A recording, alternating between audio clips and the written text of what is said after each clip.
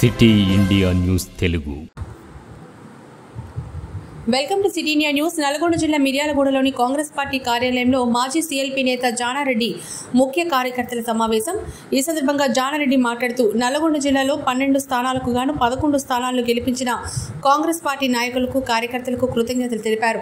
ఈ 10 సంవత్సరాల్లో బీఆర్ఎస్ ప్రభుత్వం సంక్షేమ కార్యక్రమాల పేరుతో ప్రజలను మోసం చేస్తూ రాష్ట్రాన్ని అప్పుల పాలు చేసింది. నేను ప్రభుత్వానికి ప్రజలకు మధ్య వారధిగా సారథిగా ఉంటూ ప్రజల సమస్యల పరిష్కారానికి కృషి చేస్తానని, నేను అనేక పదవులు నిర్వహించానని, ముఖ్యమంత్రి పదవిలో ఎవరున్నా మీ అందరికీ ఉపయోగపడేలా ఉండాలని, వచ్చే పార్లమెంట్ ఎన్నికల్లో మనమంతా కలిసికట్టుగా పనిచేసి కేంద్రంలో అధికారం వచ్చేలా కృషి చేయాలని అన్నారు.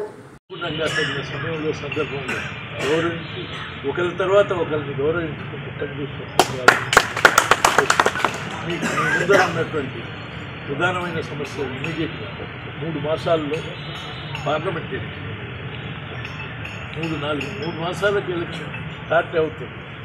ఆ తర్వాత బహుశా 3-4 నెలల 4-5 మాసాల్లో సర్పంచ్ ఎన్నికలు, ఓ సంవత్సరం తర్వాత మళ్ళీ మున్సిపాలిటీ.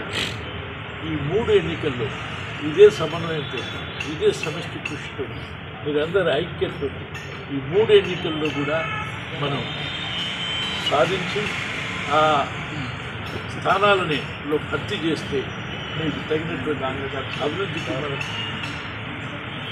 చాలా ఇబ్బంది తక్కువైతుంది తెలియజేస్తుంది. అందుకని మీరందరూ కూడా సమిష్టిగా ఈ 3 ఎన్నికల్లో పనిచేయమని విజ్ఞప్తి చేస్తూ, 3 ఎన్నికల్లో తిరిగి కాంగ్రెస్ పార్టీని గెలిపించమని విజ్ఞప్తి చేస్తూ, ఆ తర్వాత సరే నేను మీ అందరి గతంలో అటు మంత్రిగా ఇతర వివిధ హోదాలలో మీకు దగ్గరగా సన్నిహితంగా ఉండేవిధంగా మీరు నన్ను అభిమానిస్తున్నది, నేను దగ్గరగా మిమ్మల్ని అవసరమైన పని చేయాలని. కానీ అప్పటి రోజులకు ఇప్పటి రోజులకు నా వయసు రీత్యా కానీ, లేకపోతే పని రీత్యా కానీ, లేక కార్యక్రమాల రీత్యా కానీ పదే మిమ్మల్ని కలవకపోయినంత మాత్రాన మిమ్మల్ని అందరినీ మర్చిపోయినంత కాదు. కానీ ఎవరి ద్వారా ఎట్లా పనిచేయాలనో ఆ పని పూర్తవుతాం. కానీ పదే కలవలేదని ప్రతి వాళ్ళు మా ఇంటికి రమ్మంటే, మీ ఇంట్లో ఉన్నాయని అటు ఇటు తిరగలేకపోతున్నాడు.